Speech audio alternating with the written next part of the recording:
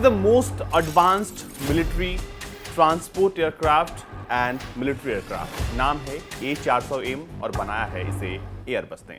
आपको बता दें कि ये जो विमान है वो मल्टीपर्पस इस्तेमाल में आता है। एक तरीके से बहुत ही बड़ा कार्गो लिफ्टर या कह लें कि एक मिलिट्री विमान है, लेकिन इसका इस्तेमाल अलग अलग तरीकों पर अलग अलग जगहों पर होता है।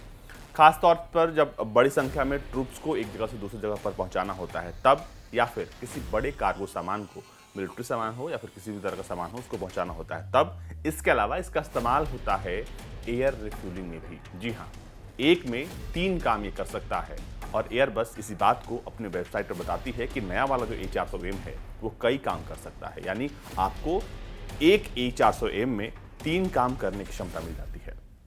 आइए समझते हैं कि आखिर A400M का सफर कैसा रहा और अब यह विमान क्या कुछ कर रहा है। मौजूदा वक्त में पूरी दुनिया में A400M के 109 यूनिट्स जो हैं अवेलेबल हैं और अलग अलग सेनाओं में ये अपनी सेवाएं दे रहा है। कंपनी ये कहती है कि ये दुनिया का सबसे एडवांस्ड जो है एयरक्राफ्ट है, जो कि मिलिट्री एयरक्राफ्ट है, और इसकी जो मैक्सिमम रेंज है वो है 8,900 किलोमीटर। यानी कि एक बार में जब उड़ान भरेगा तो तकरीबन 9,000 किलोमीटर तक की जो दूरी है वो तय कर सकता है। इसके अलावा इसकी जो हाई स्पीड है वो है 0.72 मैक, और इसके अंदर जो स्पेस है वो है 340 मीटर क्यूबिक, और साथ ही साथ ये अपने साथ 37 टन वजन आसानी से उठा सकता है। यानी जो पेलोड है इसका वो ज़बरदस्त है, बाकी विमानों जो कि मालवाहक विमान हैं उनके मुकाबले ज़्यादा बेहतर है। आपको बता दें कि ये तकरीबन 37,000 से लेकर 48,000 फीट तक की ऊंचाई पर उड़ सकता है। इसमें 4 टर्बो फैंस लगे हैं, और खास बात है उसकी वो ये है कि जो डिस्टेंस, जिस रेंज की बात की हमने, उसमें 4800 से लेकर 8900 किलोमीटर का ये डिस्टेंस तय कर सकता है। एल्टीट्यूड 37,000 फीट तक, और इसके अलावा जब टर्बो फैन का इस्तेमाल होगा तो ये 40,000 फीट तक जा सकता है स्पेशल ऑपरेशन के लिए। ये बहुत तेज उड़ता है, और आमतौर पर होता ये है कि जो बड़े विमान होते हैं उनकी स्पीड जो है वो धीमी होती है, लेकिन इस मामले में ये जो बड़ा विमान है इसकी स्पीड भी बहुत अच्छी है और ये अच्छी ऊंचाई पर यानी 40,000 48,000 फीट तक जा सकता है। ऐसे में ये विमान बाकी मालवाहक विमानों से अलग है।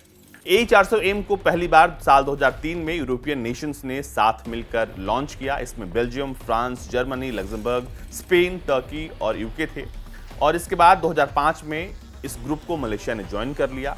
आपको बता दें कि 11 दिसंबर 2009 को पहली बार इस विमान ने दुनिया के सामने उड़ान भरी, और 2013 से या कह लें 2009 के बाद से ये अलग अलग सेनाओं में शामिल होने लगा। सबसे पहले साल 2013 में ये फ्रेंच एयरफोर्स में शामिल हुआ, और इसके बाद इसने कई इंपॉर्टेंट मिशंस को भी अंजाम दिया है।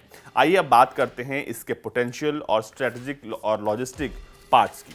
तो आपको बता दें कि ये जो खास तरह का विमान है, इसके अंदर जो 4 टर्बो फैन लगे हैं ये इसे बेहद ज़्यादा शक्ति देते हैं। साथ ही साथ इसमें इसके अलावा जब हम इसका इस्तेमाल एक एयर रिफ्यूलर के तौर पर करते हैं तो इसमें जो क्षमता है वो बेसिक फ्यूल कैपेसिटी की है, वो है 63,500 लीटर की, यानी 50,800 किलो फ्यूल ये अपने साथ लेकर उड़ सकता है। और इस फ्यूल को वो बहुत आसानी से दूसरे यानी हेलीकॉप्टर हो या फिर फाइटर जेट्स हो, उनको रिफ्यूल करने के काम में इसका इस्तेमाल हो सकता है।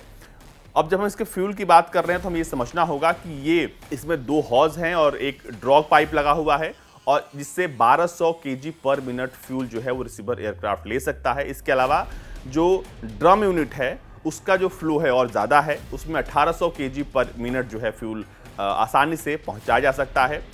अब रात में इसके उड़ने के लिए इसमें खास तरह की व्यवस्था की गई है, और ये रात में भी, इसकी जो सबसे बड़ी खासियत है, ये रात में भी एयर रिफ्यूलिंग आसानी से कर सकता है।